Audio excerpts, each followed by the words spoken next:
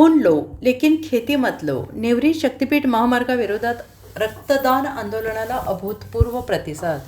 130 शेतकऱ्यांनी रक्तदान करत शक्तीपीठ महामार्ग रद्द करण्याची मागणी केली आहे.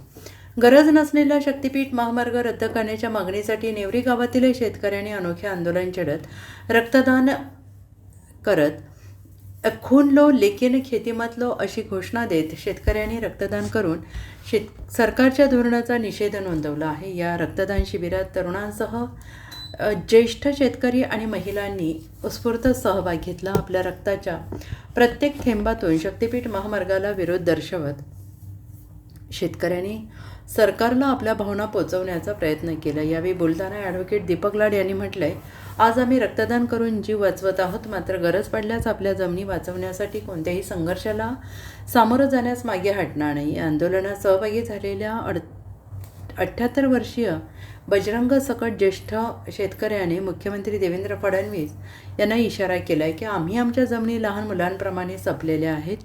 त्या जमिनी सरकारच्या स्वप्नांसाठी हिरावून घेतल्या जाणार असतील तर शेतकरी त्याला तीव्र विरोध करेल. येत्या 18 जुलै रोजी पंढरपूर येथे होणाऱ्या मोर्चात सहभागी होणार असून 25 जुलैला मुख्यमंत्री फडणवीस यांची प्रत्यक्ष भेट घेऊन जाब विचारणार आहोत. या आंदोलनामुळे कडेगाव आणि खानापूर तालुक्यातील शेतकरी शक्तीपीठ महामार्गाच्या मुद्द्यावर अधिकच आक्रमक झाल्याचं चित्र दिसून आलं. यावेळी ॲडव्होकेट दीपक लाड, क्रांतिसिंह नाना पाटील यांचे नातू ॲडव्होकेट सुभाष पाटील, नेवरी सरपंच सौ प्रमिलाताई साळुंखे, ग्रामपंचायत सदस्या सरिता महाड, कडेगाव पलूस, खानापूर तालुक्यातील शेतकरी मोठ्या संख्येनं उपस्थित होते.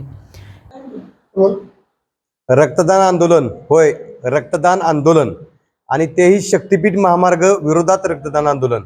आज नेवरी तालुका कडेगाव येथे शेकडो शेतकरी आपलं शरीरातलं रक्त देऊन शक्तीपीठ महामार्ग रद्द करावा अशा वेदना सरकारपर्यंत पोहोचवत आहेत.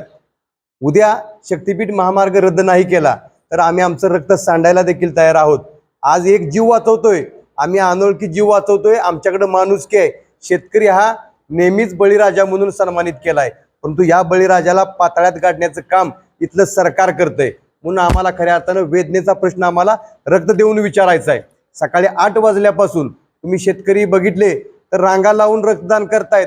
एखाद्या नेत्याला सुद्धा हे भाग्य लाभत नाही. त्यांच्या वाढदिवसाला रक्तदान करायला धरून माणसांना यावी लागतात, परंतु आमचा शेतकरी बिन सांगता माझी काळी आहे आणि शेती वाचवण्यासाठी संघर्ष करतोय.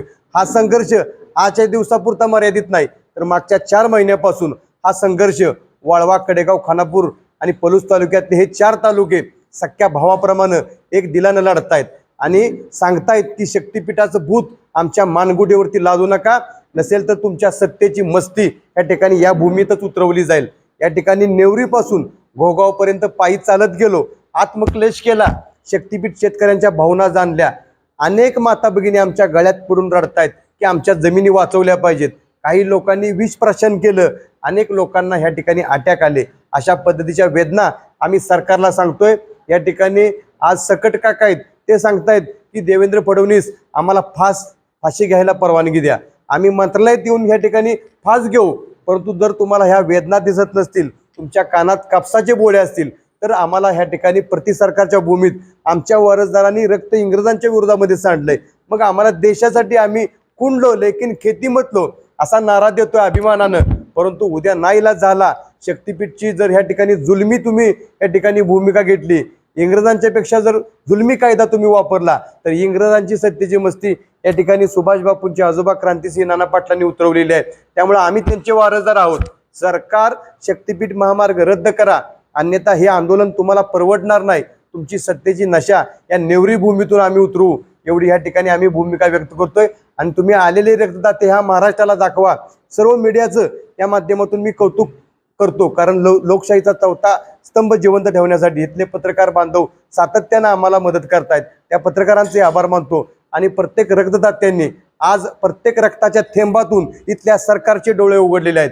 इथला प्रत्येक शेतकऱ्याचा रक्ताचा थेंब सांगतोय की शक्तीपीठ शेतकऱ्यांच्या उरावरून नेऊ नका, शेतकरी मरेल, शेतकरी आत्महत्या करेल, हे रक्त सांगतंय. त्यामुळे या रक्तातून सुद्धा तुम्ही जाणीव घेतली पाहिजे आणि तुमचे डोळे उघडले पाहिजेत, अशी भूमिका ह्या ठिकाणी आहे. आंदोलन हे जोपर्यंत शक्तीपीठ महामार्ग रद्द होत नाही तोपर्यंत आम्हाला करावं लागेल. आत्तापर्यंत आमचा गांधीगिरी आंदोलनाचा मार्ग होता, तो आता येणाऱ्या काळामध्ये आम्हाला नेवरीतून येणाऱ्या काळामध्ये आक्रमक भूमिका घ्यावी लागतील. वयवर्ष आमच्या अण्णांचं 58 आहे. कुठे गेले अण्णा? अण्णांचं वयवर्ष 58 आहे. ह्या ठिकाणी अण्णांनी रक्तदान केलं म्हणजे 58-55 वर्षातली सुद्धा माणसं या ठिकाणी शेतकरी रक्तदान करतायत. अनेक आमच्या काकांना रक्तदान करायचं आहे, बापूंना करायचं आहे, परंतु वयाच्या पात्रतेत बसत नसल्यामुळं आरोग्याचा प्रोटोकॉल सांभाळून अनेक शेतकरी रक्तदान करू शकत नाहीत.